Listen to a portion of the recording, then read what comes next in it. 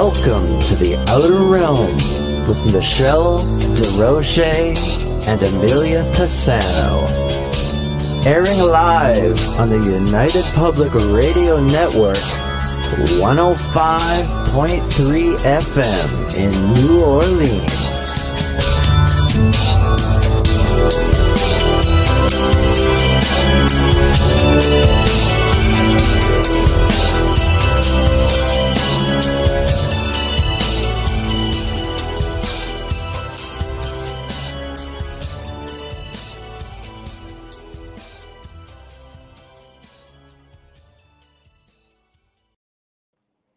Good evening, everyone. Welcome to the Wednesday night segment of the Outer Realm. We are broadcasting live on the United Public Radio Network, UFO Paranormal Radio Network, 105.3 and 107.7 FM from the beautiful city of New Orleans. We are fully sponsored by the amazing folks over at Folgers Coffee, who have been a part of our journey since the very beginning. So thank you, Folgers. We appreciate you so very much, and we certainly could not do it without you. Also, big thank you to Justin Snicker, aka Dr. Snick, the Sonic Surgeon. And he is responsible for the intro that you just heard. It's his voice, it's his music. So we're really grateful for him. He's an award-winning composer of Halloween horror, sci-fi, and dark wave electronic music. And you can find it anywhere that good music can be found, all of your favorite platforms. So check him out. Also, big thank you to Steve McGinnis, the artist behind the banners and the logos here at the Outer Realm. So check him out on Facebook and Instagram, see what he's got going on. Big thank you to him. So also, remember people, we love you. Anyway, Outer Realm has been nominated for a third year in a row for the People's Choice Podcast Awards. And the category is Best Female Hosts. I know, who knew? Anyway, we'll take it. We're just really honored to be nominated in the sport of, of not having to win. And came close year one, made it to the finals, and hey, we're just happy for the nomination. So just, watch over the network over the course of the next month or so. You're going to start seeing a lot more stuff on that because there's usually a few shows that get nominated. So we're really grateful.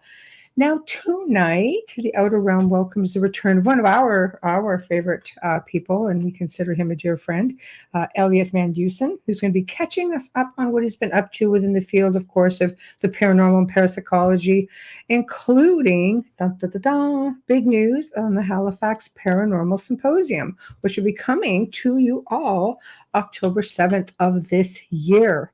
So, yeah, right? Amazing. I love it. I know. Long ways from Canada. Sure is. It is. But we welcome. Are in Canada.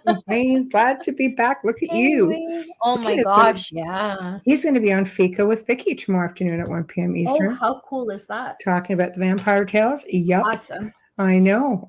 So awesome. Hey. Great book. If you haven't read it. Hi, Cindy. Thank you. Yes. Thank you. As we're taking this little bow.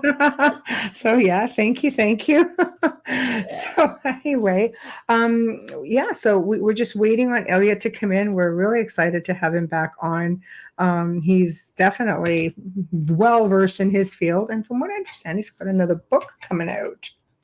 So it's just kind of cool. Oh, happy birthday, William. Oh, yeah. Happy birthday. Look at that. Oh, hi, Jen. Jen and Cindy are friends of mine. Jen's also Where listening. Are you guys right now, by the way? Perfect. I just see golf pictures all the time. All right. Okay, and I guess who just chimed in. Okay, Elliott, you ready? Just nod. Elliott. Yeah, ready? Yeah. Good. Good. Hi, how are you? I'm doing great. How are you guys? Good, thank you. Kicking around, doing okay. It's just middle of the week, so it's just kind of good. Hump day. Awesome. I know. So welcome. This is a really big deal. I mean, we always love having you on, but this is a really big deal. The Halifax Paranormal Symposium. Yes. It's going well.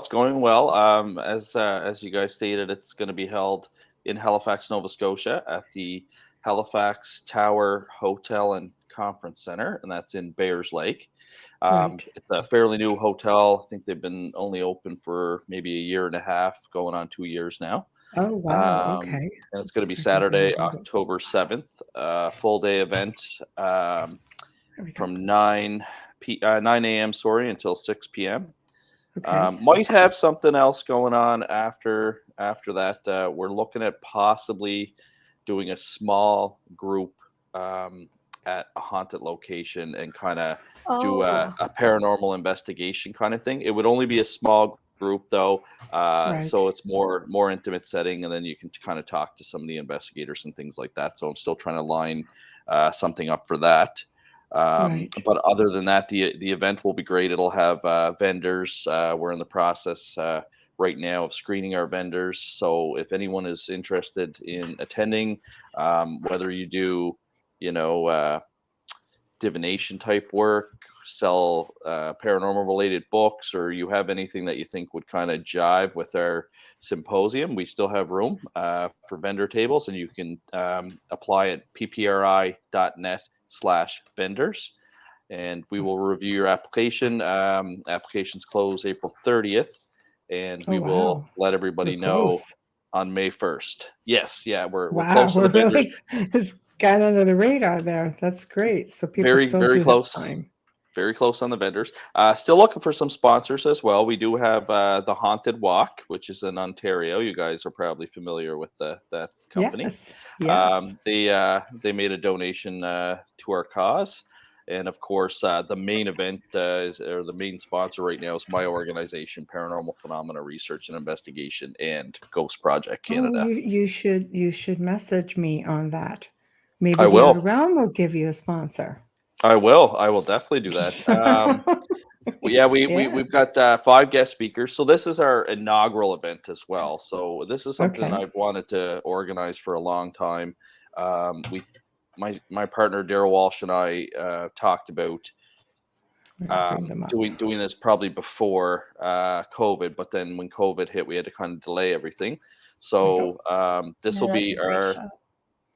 our inaugural event, and we're hoping to make it a repeat annual event, and hopefully if this year goes successful, we're hoping to do a 2-day event next year. So Oh, that would be wonderful. I mean, it's a great lineup. I mean, Chris has been on the show 2 or 3 times, and Oh, he's he's so he's oh interesting. yeah, he's amazing. And you know, I mean, yeah, Richard, come on, there's a highlight right there. They're all great speakers. Yeah, and, it's gonna and be a really we're getting a lot of interest in people that are interested in the different guest speakers as well. Like Lauren Coleman has had a lot of people Yes. comment saying that one person commented that the price of admission is worth it just to speak to Lauren Just Coleman. Um, right, I right. did I did a post today. I guess he was written into a Scooby Doo comic book, and he now has his Awesome. own action figure. Um, Really? yes, yes, it's on our social media. So I mean, Lauren will be a great person to talk to as well. He's into cryptozoology, so anyone that's I Right, not love familiar that. right. with cryptozoology, it's the the animals and the creatures that people report Yeah. that High science hasn't strangeness, proven. right? Yeah, yeah, your Yes. Bigfoots, your megalodons, all those kind of creatures. So I Yeah. love it. And Well, why sometimes don't Mothman falls into that. Sometimes he doesn't, right? yeah, Mothman. There's tons. I mean, Mothman, Yeti, I love um, Mothman. yeah, yeah. all your Yeah. lake monsters, things like that. Well, can you walk us through a little bit about each of your guests, just to give people an idea what to expect? Yes, for sure. So Kim Moser, I'm really excited to have her. Because she is the host and producer of an Eastlink cable television show called Haunted. And she kind of got involved in the paranormal because of Helen Creighton. And for those who don't know Helen Creighton, she was kind of like your first paranormal investigator in Nova Scotia. She was a Right. folklorist, and she wanted to go Nice. around and collect all the different stories that the older generation had, and she wanted to capture and document that before they passed on, so that there'd be some sort of record of these amazing ghost stories and folklore Oh, type that's stories. fantastic. And so that's Yeah. kind of what caught Kim's attention into it. And Right. she again went on to do her TV series, which she's still doing. So I'm really excited to have her. She's done a lot of paranormal investigations. She's been to like the real Conjuring house. She's been inside there. She's been in the Lizzie Borden Airbnb house. She's been in the witch house in Salem. all kinds of different spots all over Canada and the United States. So she'll be Right. she'll be really, really good guest speaker, and she'll also bring, you know, the woman female perspective as well, because it is different, you know, in that field. You see a lot of It the is. experts are males. There's Mhm. a lot of females trying to break into that kind of field. So I'm really excited to have Kim there. I think she'll be a great guest speaker. Excellent. Absolutely. Daryl Walsh, obviously, he's my partner in crime for the paranormal. He was my Right. mentor. I met him back in 2000 when I started taking parapsychology courses at the Nova Scotia Community College, and we've been friends and colleagues ever since. Right. Daryl's just coming off of doing the TV show Sightseers, which was on the AMI network. Right. He was their paranormal analyst there. He was kind of played like a skeptical kind of role there. But Daryl is very skeptical and sarcastic. For anyone that's listened to our podcast, the Very Dueling nice. Parapsychologists podcast, we usually Sounds, take sounds like your jabs at each partner. other. Oh, definitely. Right. Yeah, no, it's good. No, It's good. no, I meaning Michelle, meaning me. Yeah. Oh, She yes. sounds Oh, The just like me. compadre. Yes. Yeah. yeah. Very It's great. It's skeptical. great to work in a team, and you know, it brings comedy and stuff like that too. So, Yeah. um, Right. Daryl's written Ghosts of Nova Scotia, Ghost Waters, Nice. Canada's Haunted Sea and Shore. So he's got a lot of experience with your local ghost stories for Atlantic Canada.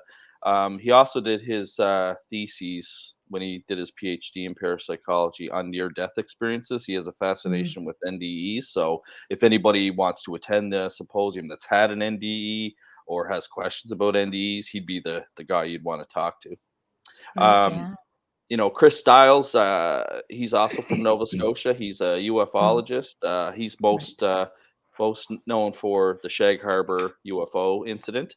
Him Yes. and Don Ledger dug up a lot of Canadian documents, government documents that showed that there was a crash, that there was an unknown object, and that you know, the Royal Canadian Mounted Police, the Navy, the Americans were all searching the ocean for that object. But he's got another story that he's just been, I think he spoke about it at the Shag Harbor Expo last year, and it kind of relates to Shag Harbor. So with the Shag Harbor story, October 4th, 1967, there was a UFO crash off Nova Scotia.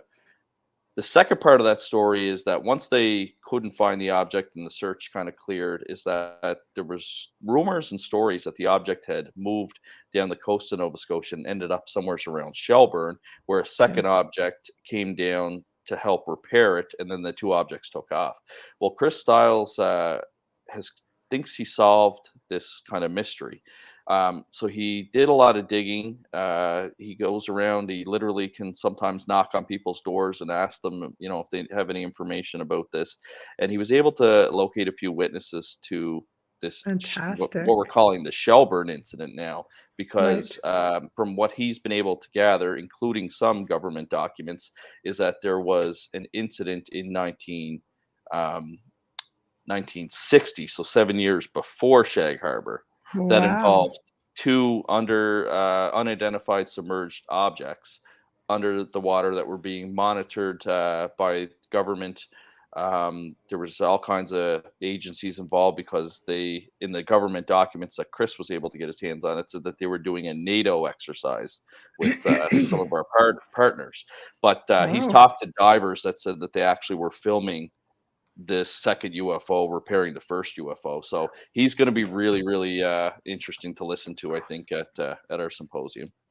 Oh, absolutely. Absolutely. I think They're he all touched a great little bit on speakers. that when he was on the show. I think it was like last year. Like it was quite a while back. Yeah. And he said he was just going to start delving into some of that. So sounds to me like he went neck deep in it. You guys are going to Yes, get to hear all the good juicy stuff. So yes, he's fantastic. definitely made some headway on it, and I know he's working on a book about it as well. So Oh, hopefully that'll wow, be out. fantastic. That'll be out hopefully for the symposium, and it'll be available for sale if it is. Uh, Oh, that's fantastic. We'll have to bring some of your people on the show maybe just to start getting them gearing towards your symposium oh, and they maybe would they just would getting love that for people. sure. Yeah, well, we Oh, still have openings. oh, well, I'll we I'll between definitely now and let them know. October for sure. Yeah. That's great. Okay, we'll connect up. I mean, I could get a hold of Chris anytime, but let's connect up with your other guests, and then we'll just make it a whole, series about your symposium. That's awesome. I'll definitely do that. All right. Dr. Richard Gallagher is one that I am dying to listen to. Me too. I'll get his book when he comes to the symposium, but I don't want to Right. read it. I want to hear from him directly. But Yes. he's a psychiatrist. He teaches at New York Medical College, and he also teaches at Columbia University. So very highly educated, respected person in his field. But Mhm. Dr. Gallagher believes that there are some rare cases where it's not mental illness that's affecting a person, that it could possibly be demonic possession. And that's, of course, after the person has gone through a full battery of medical exams and psychological exams, and he can't diagnose them with anything that's in the DSM 5. Um, Right. so I'm I'm very, very excited to hear Richard Gallagher speak. Apparently, one of his big cases, which he nicknames Julia, that's the name of the possessed person that he dealt with, is that good of a story that Jason Blum from Blumhouse Productions, that does all the horror movies, is in talks with him about making a horror movie about his case. So, His case, uh, I think it would be wonderful. yeah, I so love the perspective because isn't he like a psychologist or psychiatrist to exorcists as well? yes, yeah. So he Okay. does help with the church and the exorcisms, and he helps Oh, kind of okay. do the That's what I medical thought. examinations of somebody that they suspect may So be well trusted denomically and possessed. well revered, basically, for his expertise. Yes, yeah, and of course, you know how it is when you're in that field. He probably has some colleagues that like to razz him about his opinions and beliefs, but he's very Mm, upfront about it. And I've heard him speak on other podcasts and things like that. And he said he doesn't care what his colleagues think. right. He's very well educated, very smart man, and he knows what he knows. So I'm very excited to have him. Well, that's And why then he's Yeah. so smart because he's not standing with everybody else. oh, Yeah. exactly. And then our last guest speaker is Lauren Coleman. Very excited. Daryl's especially excited to speak with him because Daryl also, besides NDEs, has interest in cryptozoology, especially Bigfoot. And Oh, Lauren Coleman is very well known in the cryptozoology field. yes, Like yeah. I said, he was just written into a Scooby Doo comic. He's got his own action figure. He runs the International Cryptozoology Museum in Maine, which Mhm. is really neat. It's the only one that I'm aware of in the world, but he's got some artifacts there. People have sent him things like casts of Bigfoot, or what they Mm, think is Bigfoot footprints and things like that. mhm. And he's going to try and tailor his presentation towards creatures that have been reported around the maritime provinces, such as Very the nice. Wendigo. The Wendigo Mm, yeah, um, that's a will Canada be. one. Yeah. Yes, yeah, yeah. I've heard of stories of it being reported out in Mm, Saskatchewan and things like that. So it'll be everywhere. interesting Oh, to yeah. hear his take on that. Yes. Obviously, he knows a lot about Bigfoot, so anyone that's a Bigfoot fan, I want to Yes. ask him his thoughts on the megalodon, because I know on TikTok right now you seem to Oh, be it's seeing a lot of huge, videos, yeah, talking right? about Yeah, it's huge right now. yeah, proof Yeah. of the megalodon. So I want to ask him, what his experience, and if he's got any sort of inside information on that, because I think that's really cool. I love great white sharks myself, so Yes. I find it fascinating. Yes, yes, yes. Well, it sounds to me like you've got a really nice blend of everything, you And that's know. what we tried to do. I want to have kind of a theme every year. So this year's theme was real case files, real investigations, or real studies or experiences. So it kind of Mm, opened up three or four different kind of themes, but mhm. it's really good. You've got, like you said, a mix of different guest speakers, and Yeah.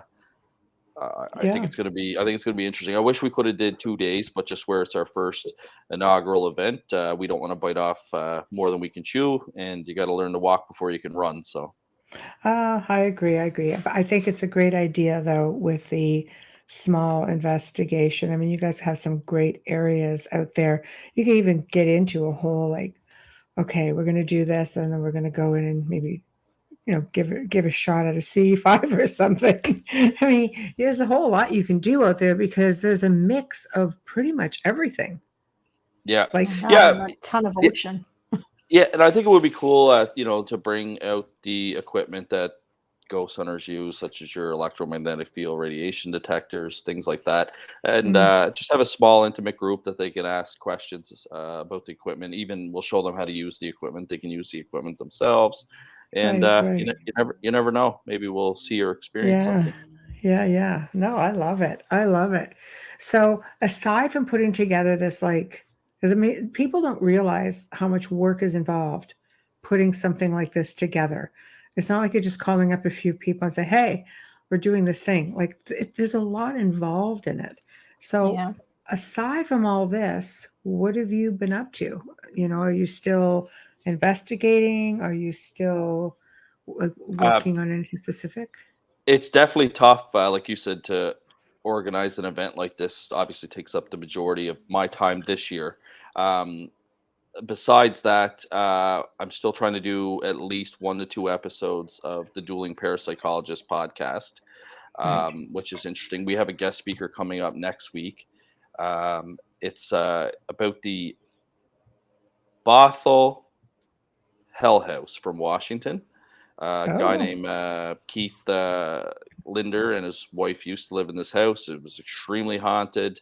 Um, all kinds of activity happened. He had multiple different paranormal organizations, including somebody from the Australian Parapsychological Association, come and investigate. So, No way. um, yeah, it sounds really really interesting. He had reached out to us on Twitter. I did some background check. Obviously, there's mixed opinions because there's so much activity. I wasn't involved with it myself, so I'm going to be interested. I've got my skeptical partner Daryl that's all over people, so it'll be interesting when he's grilling Keith on the show. And then, of course, me with my law enforcement background. I served with the RCMP for 15 years, so it'll be interesting to sit down and talk to him, find out what his experiences were. Apparently, it was so bad that him and his wife are now divorced, and they don't live in the house anymore. And so it'll be interesting to hear his experiences on that. So we do have that coming up. And Mm. on top of all this stuff, I'm trying to write my fourth book. My fourth book's title is called Hauntings and Homicides, because I had written my first book, Evil in Exeter, in 2019. And then in 2020, I had written Supernatural Encounters, True Paranormal Accounts from Law Enforcement. And how Mhm. that one came about, as I always say, my mother encouraged me to write a second book. I told her, the first book I wrote was about a specific investigation. Those type of investigations don't come along every day. Um, so thanks, Brian. So Brian's on next week. I love Brian. Yeah, me too. It's next Thursday, right? Yeah. Yeah, Yeah. that'll Wednesday. be that'll be a great show. Yeah. So I thought about what I could write a second book about. So I took my two passions, which was law enforcement and the paranormal, and I started reaching out to people I worked with to see if they had any experiences. And before I knew Right. it, I had about 50 stories from law enforcement that were all true. So I had published that book, and then after my second book came out, I actually had a lot of law enforcement people contact me with more Mm. stories, and they had seen me on podcasts and had read my book. So before I knew it, I had a third book coming out, which was another 50, 60 stories about law enforcement experience with the paranormal. Wow. And took a couple years off from writing just to kind of focus on my organization and some investigations and things like that. And Mhm. then I had the idea of, it's really like in parapsychology, when there's a haunting, a lot of times, if it's a intelligent haunting and not so much a residual haunting, although some residual hauntings can be caused from murders. I do have a story about that in my third book. Mhm. Um, I thought it would be cool to do a book on hauntings and homicides, because it's such a highly charged environment when the homicide's taking place. And then Mhm. a lot of people report later on that there's a haunting there, that there was a murder here, or there was a suicide here, that some sort of death has occurred, and now the place is haunted. So I'm I worked a case just like that. The spirit told end up coming forward and telling who killed her. And Yeah. there's been some great stories too, where the spirit's able to provide a medium with some corroborating evidence That's what happened as here. well. Yeah. So Yeah. I'm doing some research on that. If anyone in the law enforcement community out there has any sort of stories, please get in touch with me. I'd love to sit down and interview you, or even just the general public. If you're aware of a location that's had a murder Mm. and that's now haunted, send me an email at info@ppri.net, and definitely check it out. I think it'll be really cool because you'll kind of get my parapsychological training perspective, but you'll also kind of get my law enforcement perspective because I also worked homicide. I was on homicide for 8 years, and Wow. that's kind of why I became a police officer. I saw the show Unsolved Mysteries. I used to love their cold cases. I knew that I Yeah. wanted to be a police officer because it runs in my family. I've got aunts and uncles and cousins that are police officers, but I didn't just want to be a police officer. I wanted to be a homicide detective. So I worked really hard, and I was on major crimes for 8 years and experienced quite a bit. So I think it'll be really cool to tie in my parapsychological education along with my practical homicide experience into this book. So It's a that's great Absolutely. combination. It's a very interesting one to approach paranormal with both, criminal profiling and with the parapsychology, or for a medium with their gifts. It's quite interesting. It yeah. changes the way you look at cases. Yes, for sure. And sometimes the Yeah. police do work with mediums. I know you guys Yeah. have in the past. And even when I was in homicide, there was a cold case that I was reviewing up in Yellowknife, and they would look at different tips that would come in, and some of them would be from mediums, and they would follow up on them. Now, some of the cases didn't end up going anywhere based on that information, but it's still documented, reported in the file. Mm. And then other times, there was a psychic in New York named Dorothy Allison. She's deceased now, but Yes. she Yes. worked a really interesting case about a missing girl, and she Mhm. had told the New York Police Department that she sees an oil drum and the number 222, and at the time it didn't make any sense to these guys, but when they found the missing person, she was deceased, put into an oil drum, and right next to the oil drum there was a rock with the number 222 spray painted on it. So at the time when she provided that information to the police, it didn't make any sense, but it was No. documented properly, and then later on it Right. actually turned out to be quite accurate. So Yeah, because you can't ignore any of that because you don't know, especially if you don't know the psychic that is contacting the police. They always have to write everything down, right? Just in case. And then often they're questioned as well to make sure that there's no connection to that crime well, from it's them. funny. That's the hard part when you're in a medium. It's like it's hard to trust the law enforcement for a medium as well. Well, it's true, and I will say, like, law enforcement are very skeptical. So when you have somebody coming forward with like all this really detailed information, and then the police are able to corroborate it, I've heard lots of stories where now all of a sudden the police think that you're involved because you're providing them with such specific information that only the killer or the deceased person would have known. And I actually had a story in my last book. He was a retired police officer in Florida that's got the ability, and he was helping a family locate their missing son in California, and he provided the police with all the detail. He was able to get like almost like the geographical area from the spirit of the deceased guy, and he sent the police to that area. They ended up finding his truck, finding his body, and then next question was, when's the last time you were in California? And they started grilling him, and he said, actually, I've never been on the West Coast. I've never been to California. He explained to him, I did 30 plus years with the Salem Police Department in Massachusetts. I live in Florida. I'm a medium now, and it all panned out. But again, like you said, you're Mm. coming forward to provide information to be helpful, and then next thing you know, the police are kind of looking at you like, are you a suspect? Yeah. It's their job and they have to, but it's as a medium and speaking to other mediums who have incredible abilities that are really great at assisting in crime solving. Not a medium doesn't always solve the crime. It's probably this much, but they add so much to the puzzle that it helps, and the detectives together, it's a team effort. um they're very frightened of coming forward because of what's happened. You know, I know with me, I don't go into a police station and say, you know, I either have a connection, a contact, or I don't get involved.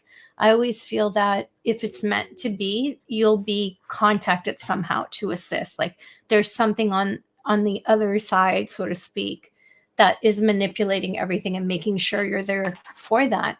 I also was part of I remember working with Bobby Brown. I contacted him once, and I won't go into details about the case because it was a high profile case, but it hadn't happened yet.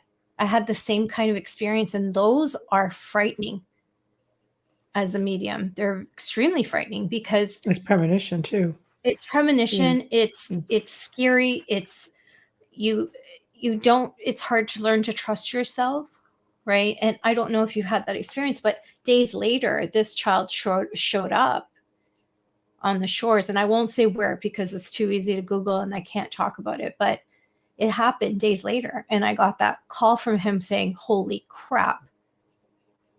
Wow. You know, and the same thing, like knowing who did it because it was all given. It's hard. That's an interesting one as well, because you're providing information about a future crime as well. So Yeah, that's really tough. And then I've had other ones where the victim has come to me when it's happened and it hasn't even hit the news and they haven't been found or anything like her. I think that we need to help encourage, and you do that by being out there. You help encourage mediums to come forward and help.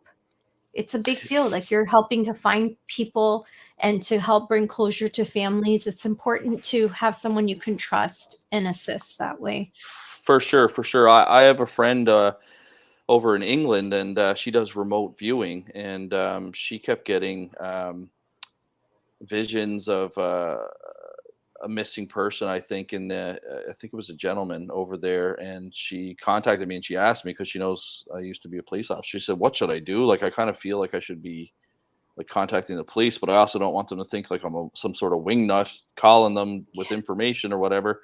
And I said, "You know what?" I said, just call them, tell them who you are, give them the information. I said, if they do their job properly, they will document it and they will follow up if there's anything to follow up on it. And it may turn out to be something, it may not. And that's what she did. And she ended up getting a couple calls back from the detective and the investigative team to ask her further questions to kind of see if they could,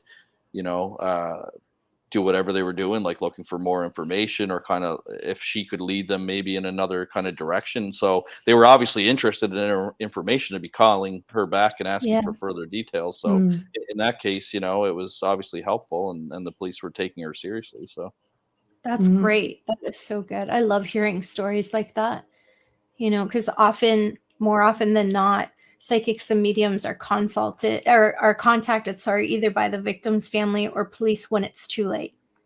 Yes, yeah.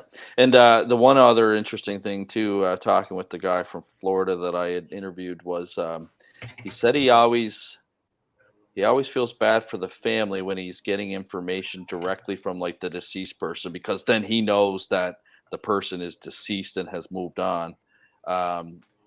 Especially in missing person cases where the family doesn't have that concrete evidence of a body. Yes. So he's always very careful, and he just says like it's very, very stressful. I can't imagine. I don't have that ability. You guys would be more familiar with that for sure. I can only imagine that it would be stressful to know what the family doesn't know. It's stressful, and also sometimes you don't want to give that information. I mean, look what happened to Sylvia Brown. That one's tough. Very bad thing. That was a very bad thing. And it happened twice. Like it happened one after the other that year, which was horrible. I just sat there going, I can understand. Even I got that one. What's wrong with you? I know I would never say something like that, but I can understand how. I just don't understand why she said it, but I can understand how she got it, because they were weak. They were being held captive. So they were weak, and that you do pick up on that low energy, but you need to explain it as there's low energy. I'm not sure if they are alive. I can't tell you for sure. You never come out and say the way she said it. I can't imagine. I watched that happen live on TV. I was folding laundry when this happened, and I was just like, No, for Did sure. she The way seriously get you that? "Are just you worded it, crazy?" was all that was coming out of my mouth. Are you nuts? the way you just worded it is a better way to word it, because you're not saying one way or the other. You're just saying, look, this is the perception that I'm receiving, and I'm just telling Yes. you that. You're not Yeah. saying whether someone's alive or But dead that's or the key word, Elliot, perception. yes, You have to absolutely. be careful because some energy, if they're being tortured or they're being held captive, that energy reads as near death. So you have to be careful. I think she just had a cocky moment. Yeah, her stock plummeted after that one. Yeah. Yeah. It's just- Well, yeah. Yeah. I think people just on average have to be careful, even in these paranormal investigations. You can't just go in there and start just flapping around and saying what you want to say. It's, myself, I've always worked with doctors and psychologists. It's always something that I've made a prerequisite dealing with somebody's like, you have to explore mental health all the time. And I would always say, I'd like an assessment by not one, but two Yep. doctors. And then I need permission by your doctors or psychologists, psychiatrists to work with you. And they always gave it to me, providing they just didn't go off medication. And when the medication didn't work, then, then they were like, okay. I've actually had psychologists say, no, I completely think that it's something otherworldly, so to speak. And at which point then we start working with religious belief systems and things like that.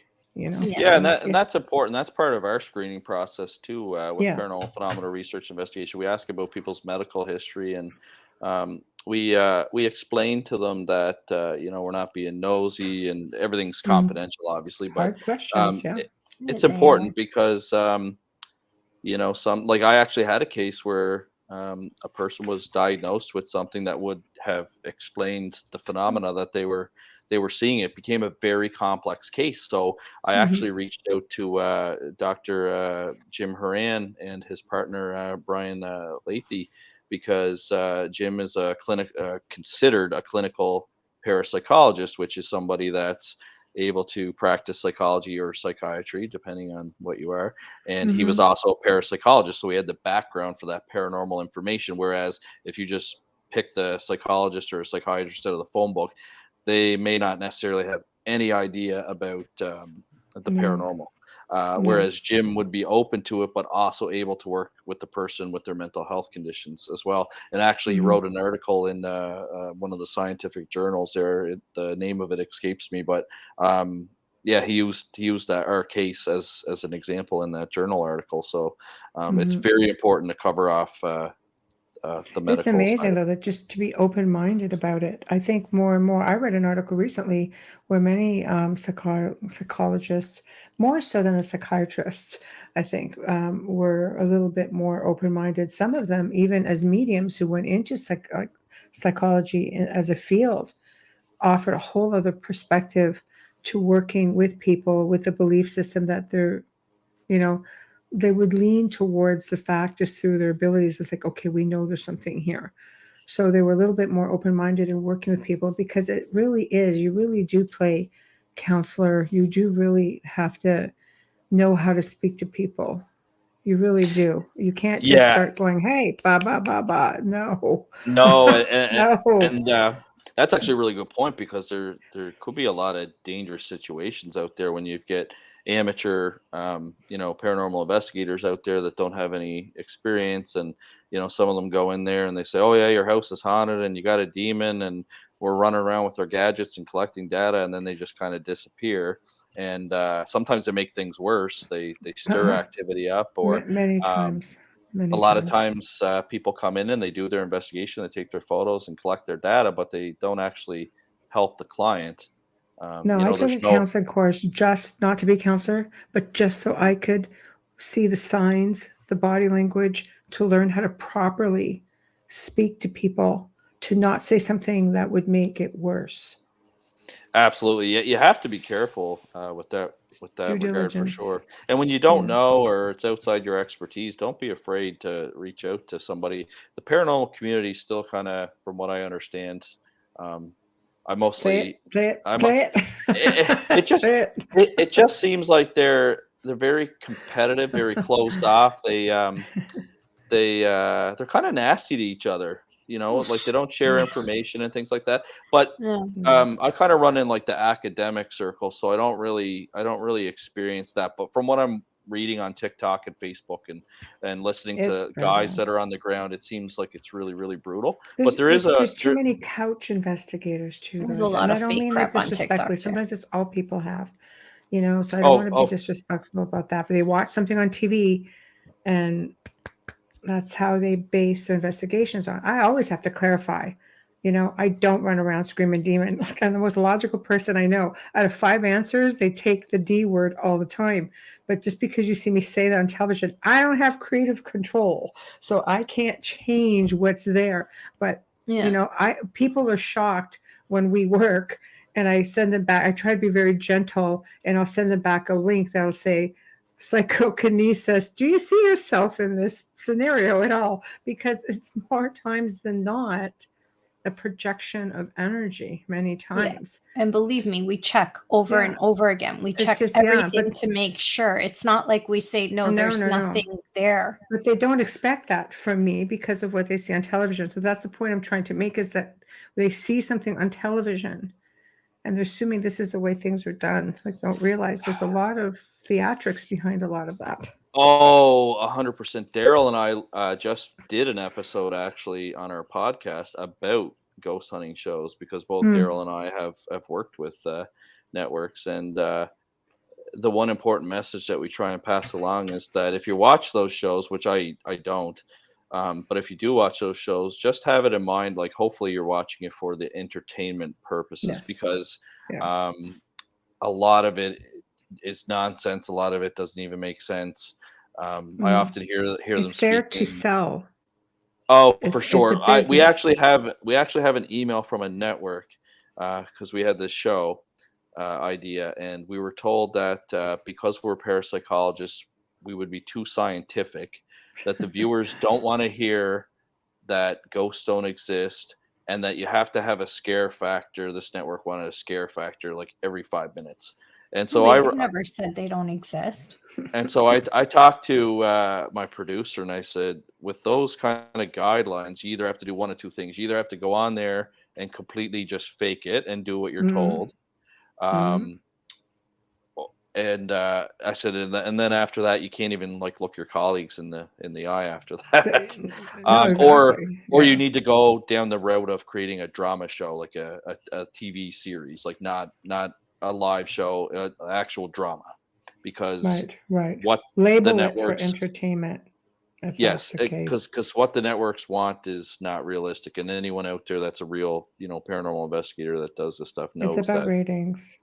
Yeah, I've worked with good producers. I still, who took into consideration my thoughts, my feelings on things. And I was always told at the end of the day, it's what's going to sell. All my logical answers did not come into play, but they respected me enough to at least try to reword things. But at the end, you just look at everything. It's been spliced and diced. I'm like, I so did not say that like that. So I just stopped doing them. Yeah. Well, I took a course from Kieran O'Keefe over in the UK. And he kind of summed it up really good. He said he tells his colleagues that when you see me on TV, there's the TV Kieran O'Keefe, but then there's the academic Kieran O'Keefe. So he kind of almost separates himself, or creates like two different personalities. So there's stuff that he'll go on TV and say for TV purposes, but then in the academic world, he's much more critical and logical thinking. Oh, you have to, because it's hard to undo some of that, which is something like I learned going through. It's great. I'm versed in a lot of things, but I'm also super freaking logical. I'm the first one to go through. I always say, go through the process of elimination and see what you're left with, then start over. Yes. Don't just say, hey, if you're left with that question mark, yay, it means you just get to investigate it further. It still doesn't mean that it's still something, yada, yada, right? So we're absolutely. Okay, there's a couple of questions we're going to get through. Oh, yeah. Alex. Hey, Alex.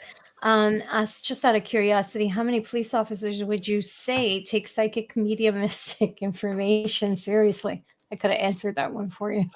I would say it's very low. Yeah, it's. I would say it's very low. There would probably be some black humor jokes going around the office about it as well. Um, Uh, but yeah.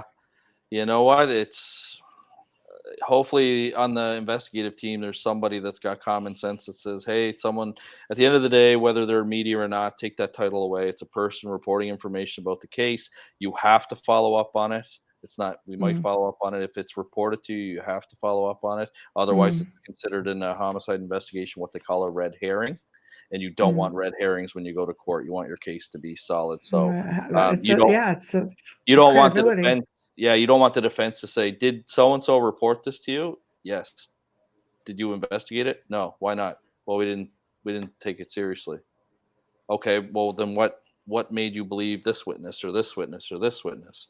You know what I mean? So it's something Mm, that you got to take seriously and you got to follow up. right. There's Yeah. got to be an open mind on both sides, not just law enforcement, but mediums have to Mm, be realistic as well when right. they're approaching. Make sure that you contact someone that maybe you know through someone, or ask someone if they know anybody in law enforcement that you can speak to. It doesn't necessarily have to be the police officer at that division.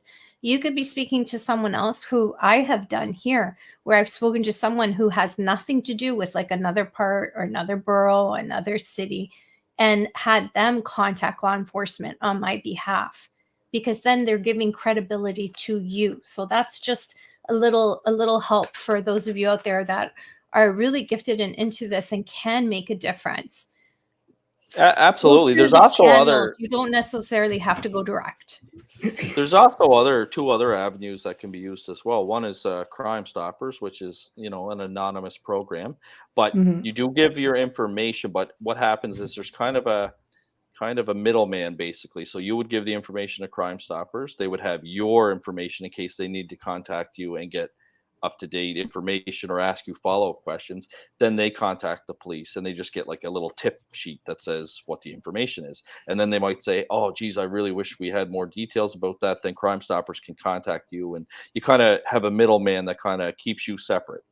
And then, of Mm, course, if you talk to a police officer and are not, a material witness or a suspect or anything like that, you can ask for informant privilege, which is pretty much the same thing as Crime Stoppers, except you would work directly with that police officer and their partner, and you're able to provide information anonymously as well, Mhm. so that if you're worried about your reputation or name or anything mm. like that as well. So That's how there I are work.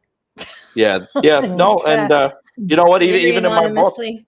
even in my two law enforcement books, and probably this third one as well. Like when people give me stories, a lot of them are still serving members. They don't want their names out there because they know the harassment and ridicule that they may face, and of course, their reputation as well. So I use pseudonyms, and sometimes even have to, change the location because it would be like you said when the body showed up on the shore. If you had mentioned where it's at, people could Google it and piece it all together. So mm, if writers have that control to kind of be a little bit creative in how they mask that information. mhm, Absolutely. And for the protection of the medium and their family, if it's a criminal case, you want to protect yourself and your family as well when you're giving pertinent information to law enforcement. Not from law enforcement, but maybe the perp, Well, you know. So it absolutely, depends on what case you're working. Yeah. especially if organized crime is involved, right? Because there's a history there with organized crime, intimidating witnesses and things like that. mm. So obviously, yeah, your safety is paramount. Oh, even homicide. You have to be careful. Yeah, all of that. I have my laptop encrypted, so there's ways that you have to go around it, but that's another show. Tamara, hello. Tamara asks, what is your favorite investigation you looked into? Oh, my favorite one. You know what? I kind of like the some of the simple ones because, like for example, I think I might have talked about it on a show with you guys before, but it's an Airbnb that myself and one of my investigators Mm, had investigated. Be almost 2 years ago now, but the client had reported that there was muddy boot prints that would just mysteriously appear in the Airbnb, and no matter how many times like she'd scrub it up, she'd come back another day and there'd be these boot prints there. She also used to work out of the Airbnb, and when she was working out of there, she saw a female apparition. And then the third thing was that no matter how many times she would close the curtain to the back door so that somebody can't peek in for privacy reasons, it would always be moved back to the right. So Pierre and I went down, we spent the night there, and we were able to solve one of those three problems. And the problem we solved was the back curtain. So we had set up Nest cameras. And through the course of the evening, what was happening is there was a vent about 2 feet away from the door. When the furnace would kick on, that drape would slowly move over. So if you were in the kitchen, you probably wouldn't notice it with your eye. But because we had filmed it all night and we were able to move the time lapse ahead, you could see it slowly moving across. And we tested it, and it turned out it was, in fact, the vent. So we solved one of three mysteries. Unfortunately, we didn't see the footprints appear, and we didn't see an apparition. But like Michelle said earlier, that gives you, enough grounds to maybe go in and do a second night or a third night. That's really cool.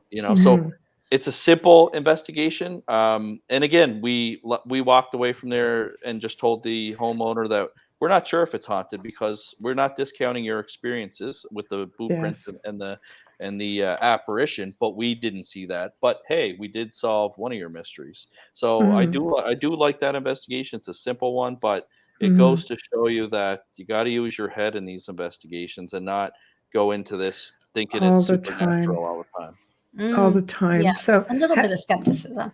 have you done anything where you have had a lot of experiences where you've kind of just gone, okay, yeah, it's there? Because the parapsychology, that's very, it is very scientific. So, what's that wow factor for you where you just couldn't? For me, it was You had to give it to the ghost. for me, it was when I wrote my first book, The Evil in Exeter Case. It was a residential house in Exeter. When I went there, I started to experience stuff pretty much right away. One of the things that I'll never forget is I was in the little boy's bedroom, and I was just doing some kind of house blessing prayers that anybody can do. And it was only me and the homeowner home at the time. The homeowner was downstairs. I was upstairs in the little boy's bedroom, and I could hear the doorknob start to open. So naturally you think that it's probably the homeowner. So I looked towards the door and I could see the doorknob turning as if somebody was coming in, but then it just kind of stopped. So then I went over and opened the door, and there's absolutely nobody there. And then when I opened the door, I could hear the homeowner still downstairs. So there was no way that it was the homeowner. On top of, fire alarms going off, and only holy water would turn them off. It had a whole array of things that were happening that I 1000% believe that place was haunted for sure. Without a doubt. Even in the book, there's an image when we had the FLIR camera, which is a forward infrared looking camera that captures heat signatures. So we were in the master bedroom, and we had a medium come and do basically like a house clearing. And she had the pie plate in the middle of the bed, which you can see in the image because it's smoking hot because the thermal camera is picking up the heat from the sage and things like that being lit on fire. And all of a sudden, as she's calling the entity over towards her, these dark colored, distorted footprints started to appear across the bed, walked around the pie plate, and was kind of like in front of the medium. And she didn't know any of this was happening because me and the homeowner were on the opposite side of the bed as her, and we just kind of looked at the thermal camera, looked at each other, and all of a sudden, after we saw the footprints appear, she says, I kind of sense that the entity is over here by me. And I was thinking in my head, yeah, no kidding, especially after what we just saw.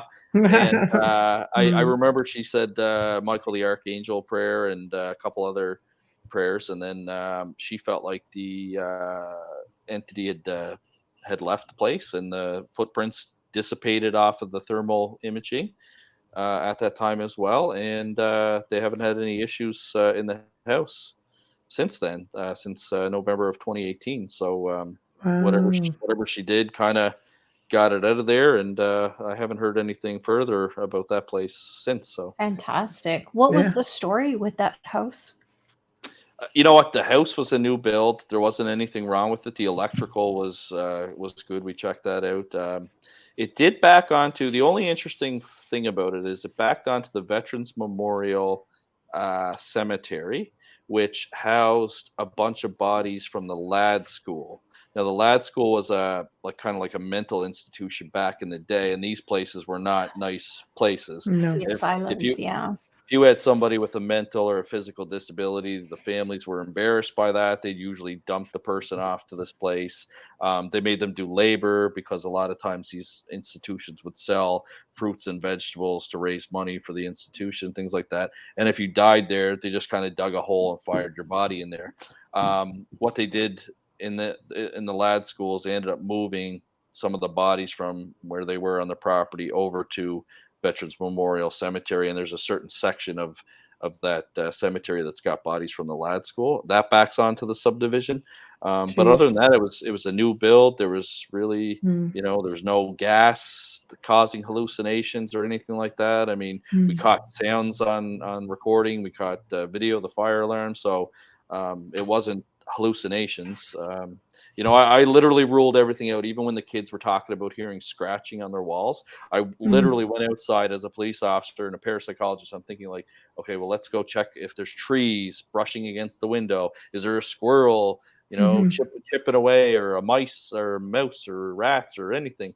Nothing. There wasn't anything near where the kids were hearing the scratching. It's tough with kids because they are the teller of tall tales, but they're usually pretty good with their details when something really frightens them, Yes, because yeah, they're just still pure of mind in many ways. So I yeah. always listen to the kids and just let them just And, tell it in their way. and that's one problem with the paranormal is sometimes you could be in a group of people and only one person or maybe two people witness it. Mhm. We had growing adults. This is an interesting residual case that Daryl and I basically collected the story. There's not much you can do with a residual case because you never know when the spirit's going to come back. It's based on environmental factors and things like that. But Mhm. basically, a man and his wife had a couple over, and they were in the backyard and they were having a fire. They were sipping on some drinks, and all of a sudden, the husband sees a female wearing like a olden style white dress, looked like she was coming from church, and there is a church, an old church down the road, walking across his property. So he yells out, he says, "Hey, can I help you?" And they're all kind of looking at him like he's crazy. And they're like, "Do you not see that girl walking through our property?" And the other three people didn't see anything. It was only the husband that had seen this female wearing the white dress walking through his property, and she crossed and disappeared where there was an old bridge. And he showed us where the old bridge was. There was still pegs from it. And she walked across that area before disappearing as if she was still in that time period. And then they had eventually moved the bridge a little bit further to the left. So there was a newer bridge over to the left. But it made sense that the spirit went that way because that's the way she would have went back in her day. And Wow. he was the only person that witnessed that out of four people. So it's Mhm. possible the kids could hear the scratching and just me and the homeowner couldn't hear it. Right. Yeah. See, that it wakes me up when kids go through things like that. And you can usually tell pretty quick who, like I say, the teller of tall tales are. And you know what? Well, well, And the ones who I, are really, really some involved. parapsychological studies have shown that children are more um, receptive to paranormal activity than Oh yeah, adults, and absolutely. also the Virginia of Perceptual Studies has, shown that children up to the age of 7 usually recall a past life if they've had one, and then for some reason Yeah. after age 7, age 8, the memories of that start to Do you think deteriorate. it's puberty? Because that's a big belief in the paranormal as well, that puberty, as well as menopause, actually, like whenever you're going through these huge emotional and physical changes, that you can start to project a lot of energy. I mean, over the many years, I've certainly worked with children and, like I said, women going through menopause. It's that whole emotional upswing you know, and they It's just start. possible that that's definitely one of the older theories too, with poltergeist and Yes. RSPK Yes. theories. It used to be the prepubescent female teenager that was causing We're this emotional activity. creatures, Elliot. We are. We're really emotional twice in our life, apparently, because Well, we Oh, just I we didn't know. don't do it know good if enough the first if time. midlife crisis in men causes anything because they No. never come forward, so we can't say it doesn't. Yeah. No, it's true, and I mean there have been cases of Yeah. only men being involved in poltergeist type activity as well, but Mm. Yeah. it does seem to be concentrated around females mostly, Yes. Yes. Yeah. which is Yes. interesting, and like you said, it could be a biological thing. That's the fun and fascinating thing about parapsychology. There's still a lot of stuff we don't know, No, Yeah. and I it's think exciting. Enfield's a good example of that. Enfield. Yeah, Yeah. yeah. Enfield Yeah. was another one that again involved a young female. Yeah. There was a little Mm. bit of hoaxing going on the girl's part, but not all of it. But Mm. didn't she do that so that everybody would leave because the spirits told her to that if she told the story that they would hurt her family? That's the way I understood it. Yeah. I That's know why that was I know, she put up all that trickery because I believe that really did happen. I believe there was a combination of the PK and a spiritual haunting. I know that was covered off in the movie The Conjuring 2, but No, I I can't saw remember. it in a documentary. I was gonna say I Yeah. can't remember if it's a real fact or not because the Yeah. Conjuring series is definitely my favorite series. So I've seen those movies like 100 times, but Right. Yeah, but there's a lot of exaggeration in those. oh, absolutely, Yeah. and again, they have to. Even if you look at the Annabelle doll, the real one is a Raggedy Ann doll compared to your Yes. Hollywood version, right? And the But haunting in Connecticut's a different story as well. yes, yeah. But I Yeah. do know that the Society for Psychical Research, the majority of investigators that were involved in the Enfield case believe that it was a legitimate poltergeist case. Um, Absolutely.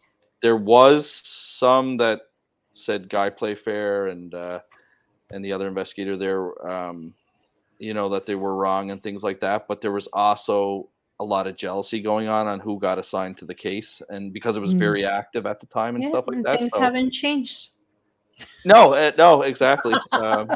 We just talked about that. So, Yeah. but for the most part, the Society for Psychical Research thinks it was a legitimate case. So. I Mm. don't know why people fight like back to the part of the paranormal field and paranormal groups and everything. I don't understand it. It is a great responsibility to work a case, and you shouldn't be fighting for it unless you have what it takes to assist that Mm. family. I don't know if people become like territorial because like if they say they get information about a local haunted museum and then another group is coming to investigate if they feel like threatened by it or intimidated by it or people feel like ownership over haunted locations. I'm really not Too sure. many people looking to do shows. Yeah, it's When I so used to silly. consult on a lot of TV It, shows it from all could be, over but the world, I and think people would be like, "I want in, I want in." I'm just like, I think the pendulum with paranormal shows is swinging though. I have been "Oh, reading recently you're that stoking." a lot of ones have been canceled recently, and the networks are starting to move away from paranormal shows and moving on to something else. So I think I think we're going to see a shift in that for I think sure. you're But seeing a lot of ufology on TV right now. Well, yeah, I think that's the next thing. Only because of all the disclosures and everything out with the United States, it's becoming a thing now. But I think with paranormal television, it's played its course, and I probably have a lot of producers that know me right now going, "What are you saying?" But it's true. I think it has. We've been doing this since the 80s, 70s well, in some cases. I always well, call it the Ghostbuster syndrome, right? well, The I cycle. know they're getting tired of the reenactments for sure. We were Ugh. told that Yeah. they were getting tired of doing the Well, reenactments. the quality's gone downhill too with those CGIs are ridiculous. Some of them. And they're getting tired of the interview, like the sit in the front of the camera and tell your story kind of The thing. They want formula is something Oh, different. overkill. It's see, all I been like when done the too many families. times. I Yeah. love when the families tell their stories. Those are my favorite shows. Well, Like a well, when haunting. I love that full half hour. when Daryl and I were going through which shows we liked, a lot of them were actually some of the original shows. We really Yeah. liked how Unsolved Mysteries told their paranormal stories. We really Yes. liked how Sightings told their paranormal stories. And Mhm. Mine uh, was always Scariest Places on Earth, going back to like Yeah. 70s, 80s. yeah, that was another one. I like The And Haunting. It's just it was different. around, I think when Daryl and I did the timeline, it was around 2000 when things started to change. That's when you started to, and apparently it started with MTV Fear when I did my research. Mm. That was kind of Yeah. the first reality show that started to get what you have today with your ghost adventures and all that stuff. I'm Mm. tired of the celebrities on the ghost shows, to be honest. I'm like, Yeah, you guys have hit every market. Leave something for real people, you know? I really love Unsolved Mysteries. I think that it's just the time that I grew up. And what I loved about Unsolved Mysteries was the combination of crime and paranormal in the same episode. Like it was just that's awesome. what You hooked could have me. different stories. Yeah. Yeah, yeah. That's definitely what hooked me. That and then how I got into investigating was later on in 1997. The show had come out in 1993, but in 97 I came across it and it was X-Files because I thought it was Yes. really Love X-Files. fascinating that you had two law enforcement officers investigating the paranormal because Mm. I wanted to become a police officer and I was investigating the paranormal at that time. So I thought that was really cool and that's kind of what got me into Mhm. starting to There's some investigate. great stories on X-Files. Their I love movies anything are that even has a better little than bit the of episodes. anything with history involved. Hence, In Search Of was also the old Yes. one with Leonard Nimoy is the one I enjoyed. Yes, I I like that wasn't a one fan too. of the remake. That one was on our list actually as one that we liked Yeah. because Yeah. I watched the episode again. That's before my time. I laughed because I I was have born to in say it wasn't before I, mine. I was Yeah. born in 1983, so I said, Daryl, you probably heard of this, and he Yeah. laughed. But I watched the Bermuda Triangle episode that they did on that show, and it I was love that. great. Yeah. You know, they had Ranger. interviews from like air traffic control people that Mhm. saw planes go missing, from Navy personnel that saw ships Yep. go missing, and then at the end of it, like Leonard Nimoy was fairly unbiased. He just said, obviously you just heard a bunch of strange cases from here. There's something going on. This needs further scientific Yeah. investigation. And Yeah. there Yeah. was nothing wrong with that. They weren't exaggerating anything. They were just laying out a story and had witnesses to back it up. And I thought it was Mm. really, really well done. Oh, I Yeah. love that show. I love that. I do believe that there should always be a good degree of history. You should always look at the geography of an area just to see if there's something going on underground as well that could cause different anomalies to happen. I think the science behind it. Anytime I've ever taught anything, I used to just I used to do little groups like a Castle. I used to bring them into all their school groups, and I used to do them for the occasional school for a fun thing. And it was always something that people were surprised, especially the kids. I say you have to love science and you have to love history. They're like, what does that have to do with paranormal? Everything. Yeah. These And kids are. it's Like, funny what? because those were topics that I was interested in. I like Yeah. especially ancient Egyptian history, and that Yeah. they've got a lot of like Yes. supernatural kind of beliefs and gods and things like that. Night, Um, Alex. All the old worlds. Good night, one of the Alex. newer shows that both Daryl and I agreed with that wasn't too bad. I don't know if you guys remember it. It was the host of it was kind of my American counterpart, Ben Hansen, who was an FBI agent, Yeah, I've and seen it. they did Yeah. fact or fake paranormal files. Yeah, The that's reason right. why I like this one is because Yeah. usually it would show them sitting in their office with their team. Mhm. They would discuss like maybe 6 cases, and they would pick like 2 or 3 that they were Mhm. going to kind of investigate. But they would Yeah. do like kind of science experiments to see if they could like I've seen it. Yes, replicate it. it was a great series. And it was really good. And one criticism about it was hilarious because Daryl and I were laughing. It said that they found that the characters on the show weren't really like made for TV, but they weren't there for TV. They were there for because of their Ryder was background and like their off of Destination. True, she was a hoot. they were there for Or like their Expedition Unknown. expertise. Yeah, she Yeah, was really good. Yeah. yeah. Can't remember her name.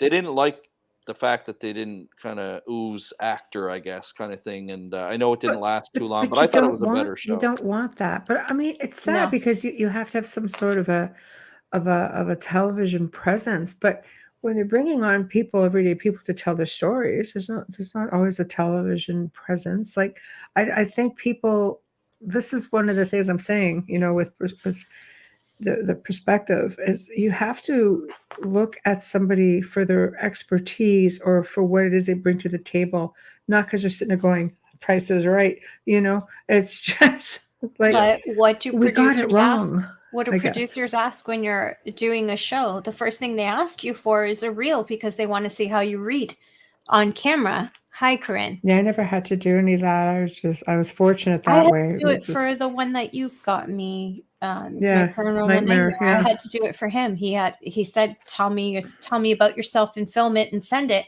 because they had to see because how you've you. never done it. They just, No. but that's having a good relationship with a producer. Anybody I would send, they would use, but which was great. They just needed to see what you were all about, and of course you passed. I didn't think I would, because I would only been working with Michelle for 3 months. They're like, how many years have you been doing this? 3 months. No, but you're so cute, Bubbles. Oh, thanks. That's all it takes. Well, Ricardo loved my voice, so I think that was my in. But let's do a quick station and sponsor ID, so then we can just continue on. Absolutely. Already. Oh my gosh. I know. Already. Wow. And what a crazy week. Anyways, it's only Wednesday, guys. You're listening to The Outer Realm with Michelle DeRoche and Amelia Pisano, coming to you live from the beautiful city of New Orleans on 105.3 and 107.7 FM radio. We are live and archived on Roku as well. Our guest tonight is our friend Elliott Van Dusen, all the way from the East Coast. And tonight he's talking about the Halifax Paranormal Symposium that he's a host of, that's coming in October of this year. If you're interested in being a vendor, there's still places available. It's ppri.net/vendors. Just in case you're interested, there's a few spots left. So go online and give them a check and hand in your information. Just follow the cues. If you're just tuning in, no worries. You can stream our archives on any platform you normally use. There's 250 of them. But anyways, don't forget to share us with your friends as well. A huge thank you to the amazing people at Folgers Coffee for sponsoring our show. We love these guys. We wouldn't be here without them. Thank you. And also, thank you to our...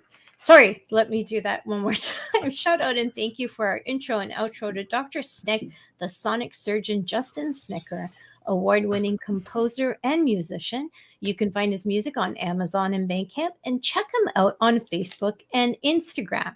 Now, if you are listening to us on Facebook or YouTube, I am tongue-tied tonight. Make sure to give us a like, a subscribe, and don't forget to share us. Otherwise, we'll send Tamara after you. Yeah. Tamara takes it very seriously. Look at this. Here we go. So, that's that.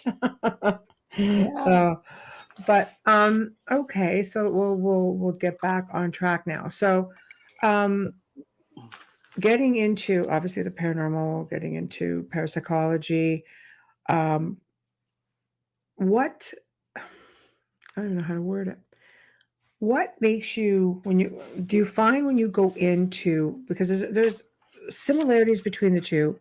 Some people will tell you parapsychology has never really proven anything, and we know the paranormal really hasn't. So I guess there is a little bit of a similarity. It's actually funny you mention that. So I know a lot of people have started using ChatGPT. So I was like, what's the fuss about this, right? So I popped on there, and I had asked it a question. I said to it, ChatGPT, can you provide me with a scientific study that showed, ESP exists? And it wrote back saying basically that there's no such studies and all this stuff, and this huge paragraph basically debunking the paranormal. So then I wrote back and I said, well, what about the Pierce Pratt study at Duke University? And then it wrote back to me, and I have the screenshots. It actually apologized. It said, I'm sorry about my previous response. Yes, the Pierce Pratt study showed significant statistical value that ESP exists no matter what the distance is, and that they were able to read the target 20 feet away and things like that. And I was like, wow, I was like, I'm actually smarter than artificial intelligence for once. But yeah, it was kind of, it was really, really interesting because I like, that's what I do. I read the journals. I've got the Journal of Parapsychology sitting here on my desk, and I got a Right. subscription to that and the Society for Psycho Research. So I read all that stuff. So I was really surprised when I asked it for, good studies, that it had no results when I knew that that was to the contrary. So um, Right. Right. yeah, got to be careful out there. You got to research everything. That, yeah, you do. You do. What would you classify like the skull experiment? Would you put that under parapsychology? Yes, Yeah. I would. And the skull experiment actually is another experiment that had a lot of evidence to um, kind of support the paranormal, I guess, is a way to put it. Yeah. There's a But documentary you can. parapsychology too, like it was really strange, you Yeah. know? Well, see, so parapsychology is the scientific study. It's considered a social science. First off, a lot of people think Hmm. it's a pseudoscience, and Mm. Wikipedia still calls it a pseudoscience. That's why the Society for Psychical Research has created the Psi Encyclopedia, because I know people in the Mm. academic world that have tried to go on as editors to Wikipedia, and they Mhm. will put down proper known information, and then the super editors of Wikipedia will go back and change it to that it's pseudoscience and this and that. So Yeah. the Society for Psychical Research has decided to create its own encyclopedia. So if you go to their website, you can view the Psi Encyclopedia, which has Mhm. more accurate information than Wikipedia when it relates to the paranormal. Mhm. Um, but it's scientific study. It's considered a social science of extrasensory perception, mind matter interaction or psychokinesis, and survival. And of course, Right. survival encompasses a whole lot: OBEs, NDEs, Yes. ghosts, apparitions, the poltergeists, and all that stuff would fall under your psychokinesis, Yeah. and telepathy, clairvoyance, mediumship. All that stuff would fall under your extrasensory perception. Mhm. So the skull experiment really focused on a lot of that stuff because they were doing seances and speaking with spirits. They had objects basically apport or appear Yes. in front of them, which is quite Yes. wild. There's a video on YouTube, the skull experiment. You can still watch it. It's kind of grainy because it was obviously filmed very long ago Long before time your ago. your Yeah. 4K high def stuff. But the Mhm. skull experiment is actually one of the better kind of experiments that kind of have proof of an Mhm. afterlife. I found a lot of really great experiments came out of the UK. Like they were sort of pioneers. I say the paranormal, but their society really was more scientifically, researched as opposed to just jumping on like paranormal. Just I think at the time was more of a buzzword. Yeah, and so what happens is like people when they hear parapsychology, they like they go from parapsychology to paranormal, and Yeah. then paranormal kind of encompasses everything, right? Your Yes. UFOs and your cryptozoology and things like that. But strict parapsychology is just ESP, psychokinesis, and survival. Right. Right. I was just going to say that you said paranormal covers everything, including ufology. But if you speak to the ufology, they will tell you that it's paranormal and UFOs. And see, yeah, and I mean everything's kind of. I mean, cryptozoology is like its own kind of field as well, right? Something. But Yes, that still Yeah. gets lumped in with the paranormal. I And know. actually, UFOs. Like if somebody says, UFOs don't have anything to do with parapsychology, I would actually disagree because you have a lot of people that talk about being abducted or having contact with aliens. And what's one thing that they say the aliens do to communicate? It's all through telepathy. Well, Yes. Right. telepathy falls under parapsychology. Mhm. Yes. So there should be an interest from parapsychologists Yeah. in certain aspects of other fields that kind of fall outside of parapsychology. Did you Right. grow Right. up when paranormal was the word? When I was growing up, it was supernatural. It wasn't paranormal, didn't come out till years later. It Yeah, was it the was paranormal. supernatural. Yeah, Okay. Yeah. yeah. Yeah, it's paranormal in my world as well. Yeah, it was Yeah. always okay, maybe it's a Toronto thing. It was always the supernatural. We never said paranormal. We said it's Now it's like high supernatural. strangeness. That's Yeah. supposed to See, Yeah, we be always said the new one, supernatural. high and strangeness. Guess it's a city thing. in psychology too, they use the term now transpersonal psychology Oh as well, Oh, gosh. which is kind of like fancy. spiritual. Yeah, Yeah. yeah. Right. That's the thing about parapsychology too, is the terms are always changing, right? Hmm. Over in the UK, when they say poltergeist, it could be s- um, recurrent spontaneous psychokinesis, or they could also be referring to an intelligent haunting. That's But in not North confusing at all. but in North America, we look at poltergeist. When you hear the term poltergeist, it's not caused by a spirit; it's caused by a living person. Projection. Yeah. Right. Yeah. Projection of energy. Well, I always say projection of energy, whether it comes from an individual or something otherworldly, many times it ends up being, a projection of energy. And it's crazy because, people on the show hear me say it all the time, but people seem to have, it's easier for them to think that there's like demon, or something very malevolent. It's easier to accept. And I think it's, probably religious conditioning, than it is for them to think that, I'm a pretty powerful individual, that I can project this kind of energy. Like we as people, not just that individual, but we as people, we can project. And I always say, can you imagine if everybody positively projected? Like what kind of an amazing situation we would all be on this planet?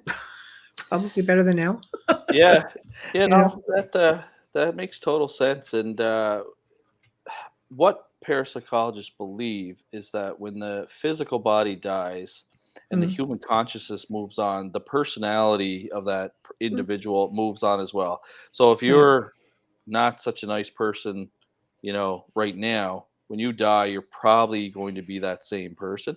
So when Hmm. you go into a house where people are reporting kind of malevolent behavior, you Mm, really got to kind of think to yourself, like, instead of jumping into the religious aspect that it's a demon, yeah. or if you're Islamic, in the Quran they have jinns, which is equivalent Yes. to demons. So before jumping into that, you got to kind of ask yourself, is this just a really nasty person that's trying to make these people's lives living hell? Because you hear different stories. You hear the story of, you smell grandma's baked bread, or Mm. Yes. grandpa's cigar. They're just Yeah. popping in to say hi, let you know they're around. You Yeah. also have kind of like Hmm. mischievous people that like playing jokes on people, might Yeah. move your car keys and start to Yeah. make you think you're going crazy. And then of Mm. course, you've got your real bad people, like Yeah. murderers Your that want Yeah. to mimics. kill. Yeah, so Hmm. it's complex for sure. You definitely got to rule things out before you start bringing into one I think unknown with another your unknown. belief system has so much to do with it. I mean, like I say, a lot of it's conditioning, but if that's what you believe, it's what you believe. So Mhm. are you manifesting it yourself Yeah, just through belief system? Do we manifest that sort of thing ourselves? Or as Joe would say, our producer, a dimensional bleed through. That's what Cindy said. Yeah, dimensional bleed through. speaking Yeah, exactly. speaking of projection and bleed through, did you ever find that tape of the EVP with your thoughts on it? Um, yeah. There's two versions of it. There's the forward version, and you don't really catch it. But when I messaged you and I said, okay, I'm looking for it, like, no, I'm on something else right now, but I'll let you know. It's like, good, because I just moved and I have no freaking idea, That's because right. everything That's is on right. a tape. But there was one that I found after that, and I did have it because when it was sent to me, when he cleaned it up and did the reverse on it. I was like, oh, that's interesting. But I mean, I could send it to you. You can play with it for sure. You know, I've always used to send out my EVPs to people. There was an organization in the U.S.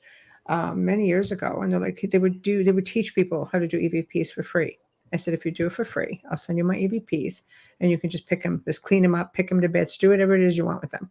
I'll send you guys copies of it, and you can do whatever. So there's all kinds of stuff rolling around out there, because I do believe in paying that forward somehow. I don't think it just does any good just sitting in a file someplace, because I really used to like doing them on tape. I'm funny and weird that way. I don't like Mm, bleed throughs. I don't like anything like that. Record on one side, that's it. And yes. like digital has its own this different metallic sort of Yeah. sound. You know what I mean? Like it's just different. So I'm, Yeah. I'm old school that way. Just like I always preferred like video tape, No, in one true. form or another. It's true. I always tell people when we talk about paranormal equipment, there's no piece of equipment out there that can detect a ghost, and there's no medical equipment out Right. there that can detect human consciousness. Right. We don't even know That we exactly know what of. human consciousness is Yeah. that we've developed yet. I do believe that at some point we possibly could have technology that could detect that, but I Mm. mean, obviously they're working on artificial intelligence, and there's even talk about moving our consciousness into artificial intelligence and Oh, robots so we can that's live so forever. creepy. I've heard It's it. There's so I've freaking heard it. no, creepy. there's people out there studying and trying to do this. So, Yes. Especially the Yes. great minds. Like it would have been great if we could have done that with Tesla. oh, for sure. Oh, yeah, yeah. But I mean, yeah, people are out there. They're researching this kind of stuff, and it could come. But you don't have to spend a lot of money to investigate the paranormal. You don't have to go out and buy all that stuff. If you think back to the original founders of the Society for Psychical Research in 1882, they probably had a pen and ink and a notepad, Because that's and exactly it. that's about it. Because they really didn't have a bunch of photography equipment, and they certainly didn't have No. digital recorders. Honestly, Certainly Elliot, didn't have EMF readers. I used to do talks based on equipment because I was known for buying all kinds of things for these talks. And I would test them and I would show people, okay, this is what it is. This is what everybody's seeing on TV. Does it Mhm. work? Meh. No. Or does it work? Meh, yes. But here's a cheaper variation, especially with these really expensive parabolics. And okay, here's like a Whisper 2000, so you could hear your deaf grandfather can hear you. I found one at a yard sale for like $2, and I think it was like $20 new. I said, They're it amazing. picks up amazing They're stuff. incredible. So it was just a matter of just giving people comparisons. Like you don't have to spend all this money. I've got No. phenomenal equipment. Don't get me wrong. I have phenomenal equipment. Some of it is pretty amazing, because the technology just got better. Like I had met Frank Sumption. We got communicated before he passed away, and he designed, the newest versions of the telephone to the dead, the ghost box. And a dear friend of mine gave me like hers, which was a Frank's box. And I had one designed for myself besides that, like, by somebody else. And they're interesting pieces of equipment. And he used to say, everybody, he used to send me some of his recordings. I have some of his EVPs that he sent me. And he said, everybody thought I did this to communicate with ghosts. Because I didn't. I did it to communicate with aliens. Hence Tesla, kind of the same idea, That's that really he, interesting. so I'm thinking to myself, it just put a spin on things for me. Yeah. And I was just like, wow, aliens. It's like, Yeah. who knew? But he was so far ahead of himself. But the technology, the point I'm trying to make changes, right? So Mhm. some of it, people are getting really good at making interesting things. And they're doing it in a way where it's not so expensive. So I don't know. Well, What are your take on it?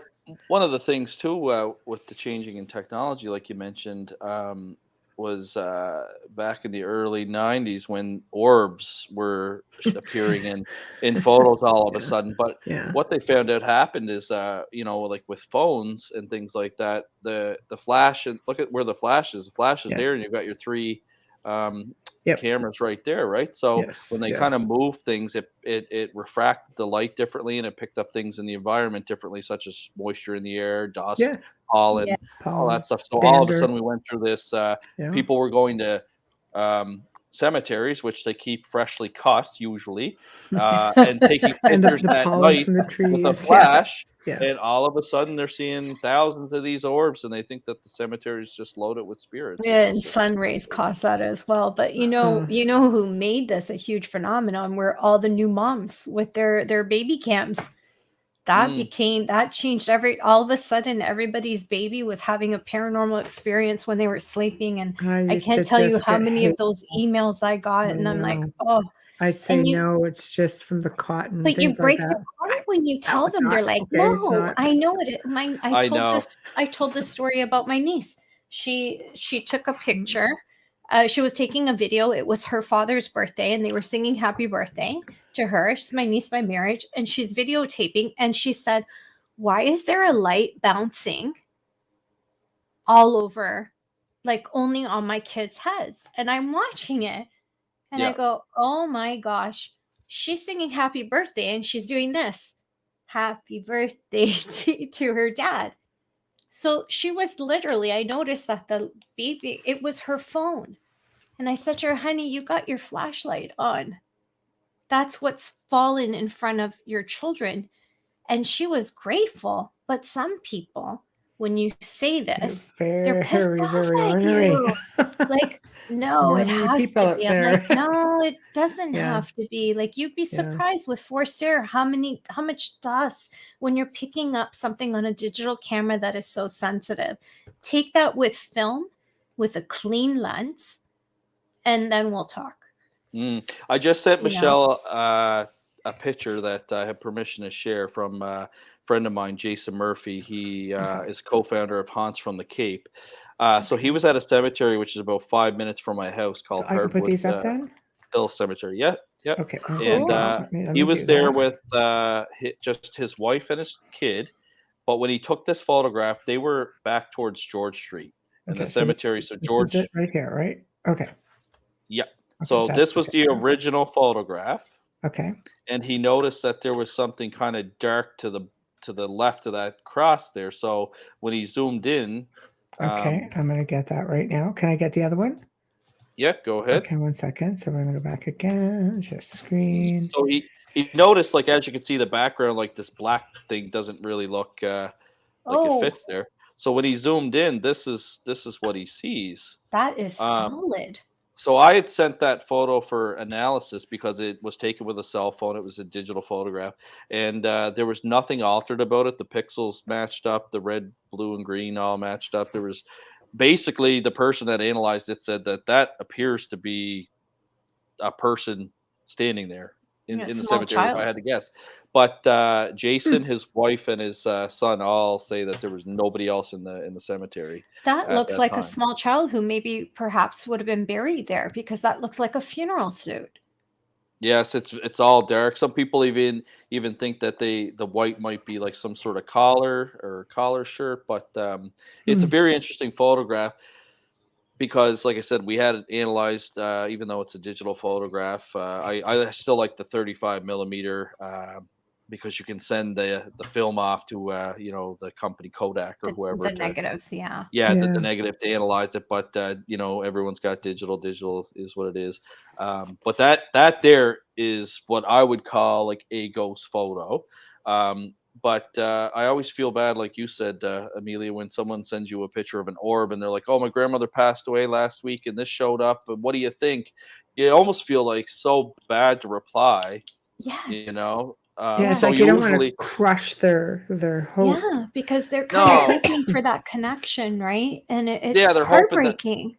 Yeah, they kind of want, yeah, like, oh, I think this is proof my grandmother's visiting me, and you feel bad being the one to tell them, like, listen, I hate to tell you, but that's not like a ghost photo, and It's so really I hard. usually direct them into Yeah. different like sites that explain photography and Mhm. kind of show you how that stuff shows up, and Oh, then I ask them, like, have you had any sort of activity happen at your house? Usually they say no, and I said, okay, well, if you do have anything happen, like, you reach back out to us that's a and we'll take good a way look. to handle it. I think that's really, really It's smart. I And know, I feel also, bad. I don't want to be like Daryl. Daryl would just be like the hard guy that's like, don't even send me that garbage. But oh, I'm Jeez, not yeah, that harsh. yeah. I'm not that harsh. no, I No, kind I of I no. kind of got a soft heart, so well, I do it politically.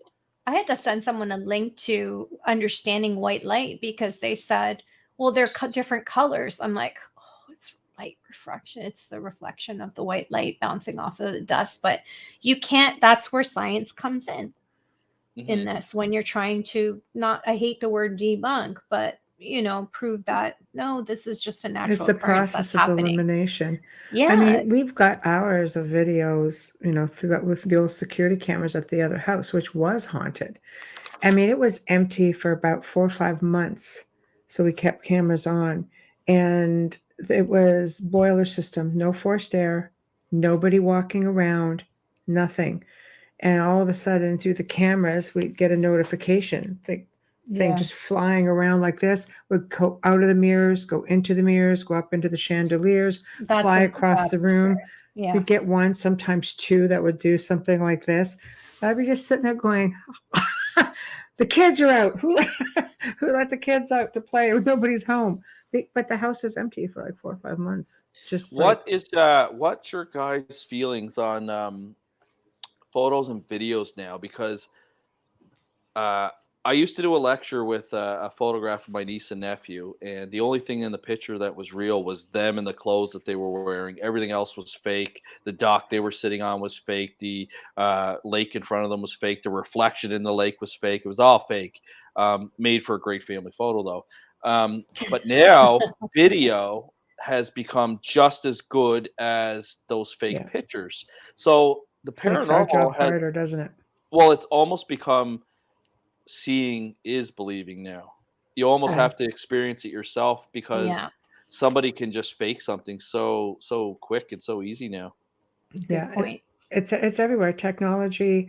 I mean, technology's advanced to the point where everything is AI, and there are artists out there using just AI, which sort of, I know right now our network, our producer, is at an awards for writers and illustrators of the future, and they had to specifically say no AI artists because it Mm. takes away from people actually doing like real All that work. artwork. Yeah. And Yeah. so it's Oh, becoming a yes. problem even in that field, Yeah. let Yeah, for alone sure. like our field, which is in our field, both paranormal, parapsychology.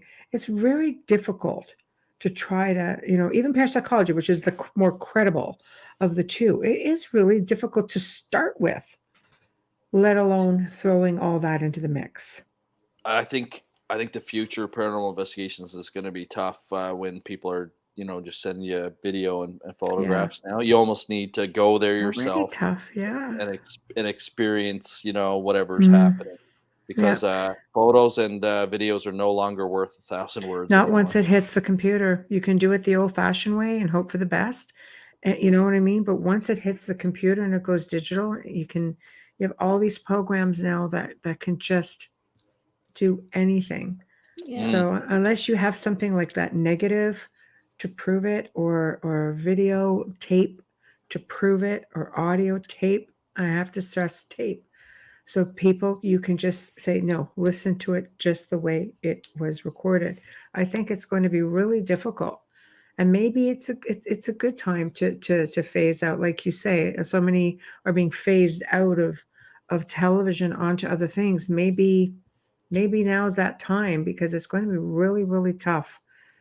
Well, even the TV shows and the networks would love what's available now because they could doctor up a fake Yeah, ghost video, yeah, So, Yeah, they can um, do it without even an editor because they just yeah. come in that way. Social media is full of fake paranormal experiences and Mm-hmm. many, many believers. It's an yeah, imbalance right now. yeah, Mm-hmm. no, So, for sure. Like when I'm scrolling through TikTok and watching all the paranormal videos, I do it for because I'm killing time or entertainment me purposes. too. Because Yeah. I know, like for me to think like, is this real, and start like processing it, like I'm just wasting my time. Yeah. I Just know. to unwind, you kind of We just flip through. It's easy. 30 seconds, you're done. We should Yeah. actually do, like, we do the Q&As every now and then. People just love it. They just want it off the cuff and just talk about whatever. But we should always bring you and Daryl on, and we just to do a show with us on a Q&A, Yeah. just Oh, to that'd talk be about fun. stuff Oh, like that. that'd be fun. The four of us together. It I think would. Yeah. It that would. would be a crazy show. I have We Okay, one have more like let's project. set it yeah. up though. But you have I to just will. say, you have to be nice, because your people are nice people. We have a lot of good people in chat. No, But I will. I'll talk to okay, Daryl tomorrow, and yeah, we'll yeah, set okay, something up. yeah, One other we'll do project it. that I'm working on. Since tonight we talked a lot about a divide in the paranormal community, but Yeah. one project that I will be working on. I just did a podcast on a show called Paranormal Stakeout with Larry Lawson. He's Mm-hmm. a former police officer, and we got along really, really well.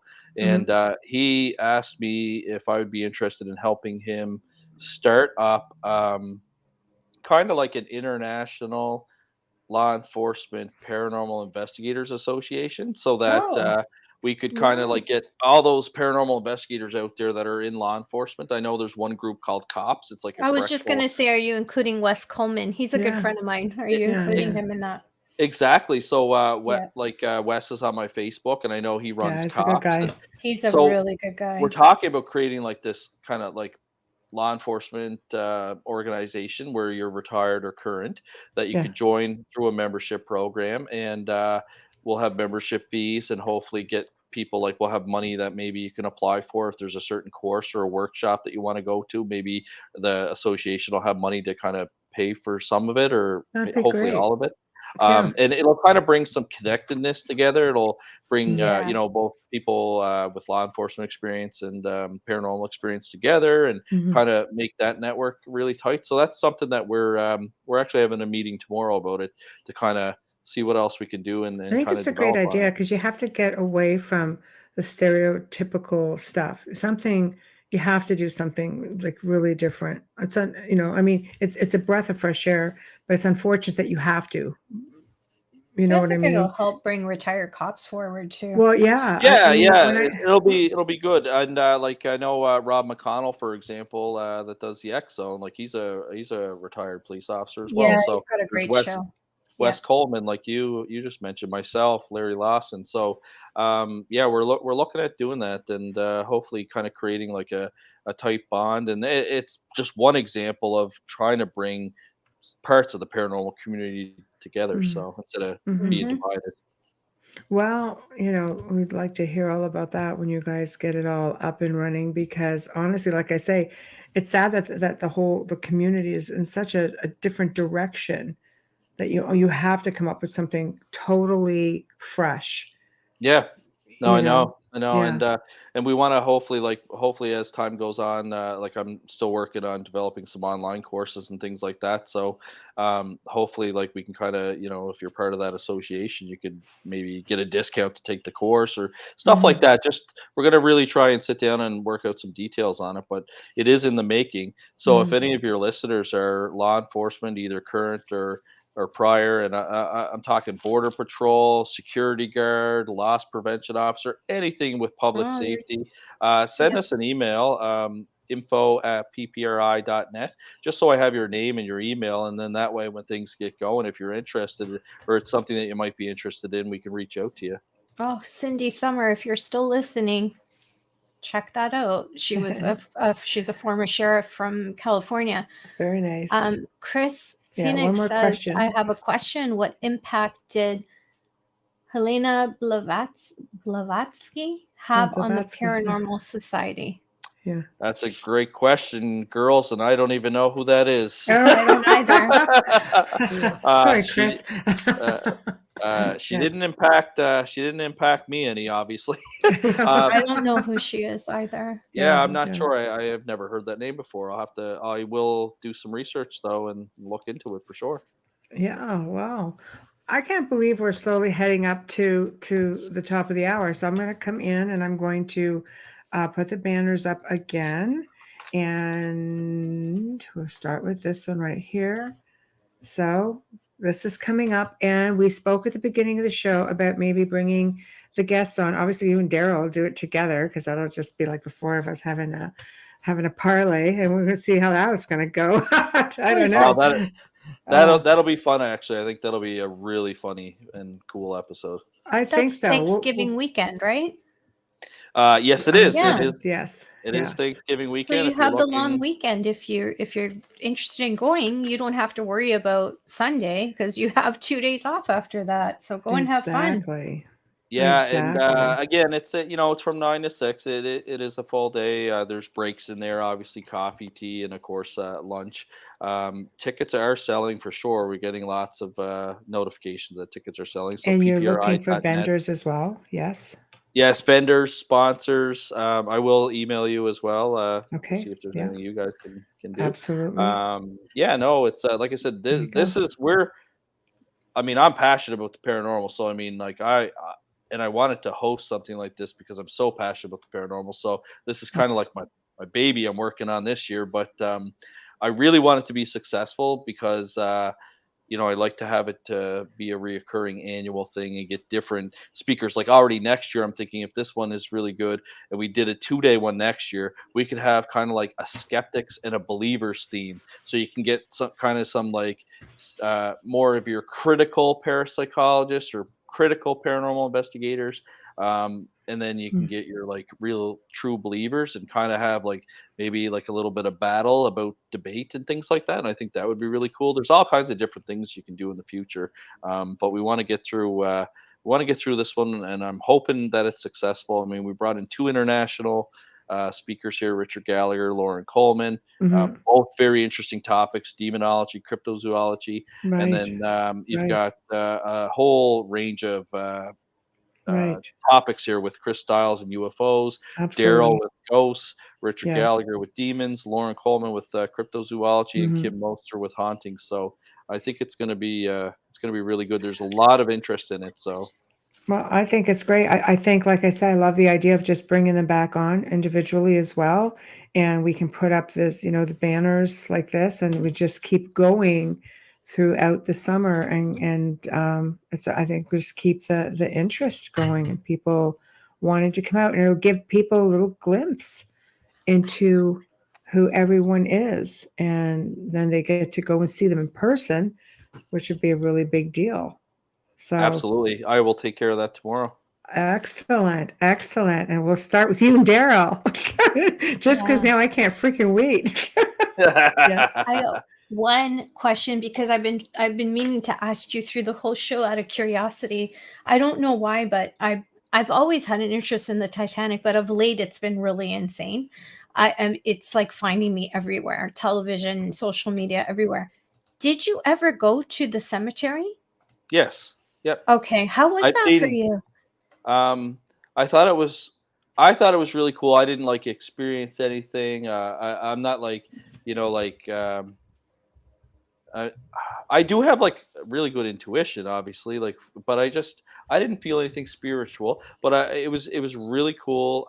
Obviously, there's lots of bodies buried in Halifax from the Titanic, and I saw the grave. It says J. Dawson on it. That's what everyone thought, where they got the name It's Jack Jack. Dawson from the movie Yeah, Titanic. Right. it But was there it was was a J. coincident. Yeah. Yeah, there was a J. Dawson tombstone there Yeah. from the Titanic in Halifax. Yeah. Also, the Five Fishermen restaurant, which I believe Brad, that listens to your show, Bradley Monks, Yeah, he's wants a to go friend. eat at. Yeah. It is a very haunted restaurant because it used to be Snow's funeral home, and Yeah. it's housed bodies from not only the Titanic but also the Halifax explosion. And it's a Yes. it's a very nice high end seafood restaurant. So very haunted. So I think anyone that goes there will have a great time. And of course, the Maritime Museum of Atlantic in Halifax, which is also haunted, has artifacts from the Titanic. I've seen a deck chair from the Titanic, and now that was really cool because you're just staring at this stuff and you've heard so much about the Titanic, you've read it in books, you've learned about it in school, and it was just really cool to see real stuff from the Titanic. Like there was a deck chair, there was some silverware, stuff that Yeah. they've recovered, and it's just really, really awesome. Wow. That's awesome. I love You that. guys, you guys should come to Halifax. You I never want to know. come so badly because my parents, my family actually came into Halifax before coming to Toronto on the ships, right, from So Italy. So you'd want to go to Pier Pier 21. 21. They I do have all the information and the photographs of the ships, and my Oh, you mom do? and my brother. Yeah, but I'd like to go in person and I was see the gonna say books. they help people research that stuff there too. So My yeah, you family got, is really easy to research. I'm my dad's family built Pisa, so it's like all over the place. But my mom's family, I would like to find because I know some of them came there and then went on to New York. yeah, So Mm. it'd be interesting. you Halifax got was Pier you guys should 21 come. was, yeah, it's a You never beautiful know who place. You're might so just lucky. show up. Yeah, it's on my bucket list, but in my early bucket list that I really want to come there because I just love the East Coast. I think it's just so beautiful. It's so I have reminiscent so of many Europe. friends in Halifax, or Yeah, in Nova Scotia, really. And I Nova don't have Scotia's got anybody. really great antique furniture. Oh Yeah, no, yes. that Oh I Really just yes. want to. I gorgeous. want the seafood and I want the Yes, history, and I all of really want it. to walk through. pure All of 21 it. and take the steps that my parents and my brother took. So And with that that's being really said, we're at important. the top of the hour, Yes. Bubbles. Yes, sorry. Sorry.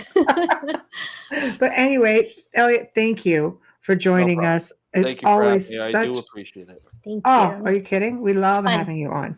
We love having you on. You always have an open door policy with us, and we're really happy to offer a platform to be able to advertise this amazing event.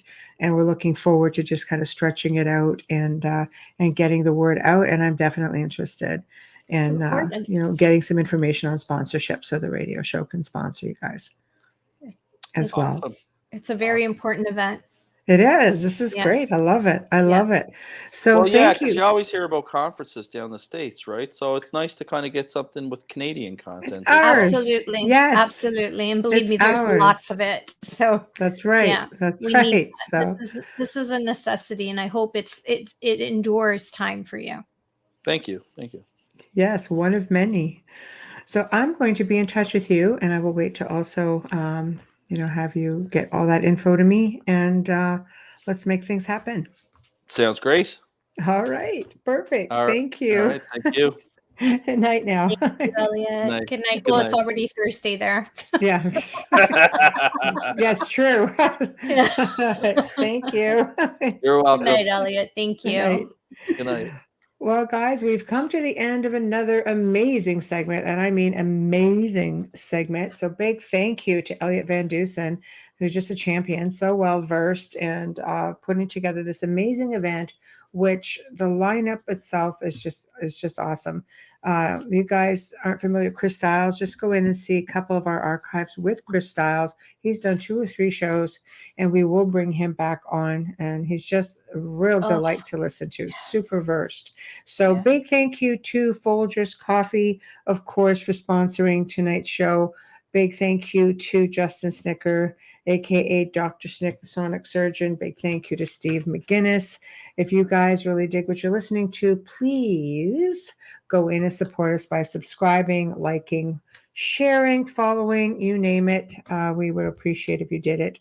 Also, coming tomorrow for the very first time, we've got Rebecca Pittman, who has authored several books on Salem, the Stanley Hotel, Murder's Plantation, Lizzie Borden, the Length Mansion, and the Palace of Versailles. But tomorrow night, it will be Salem and the witch trials, and she's sent over a bunch of photographs here that we're going to be showing, and she's just a delight, and again, very well versed. So tune in so you don't miss it. In the meantime, everybody behave, and we'll see you tomorrow night. Good night.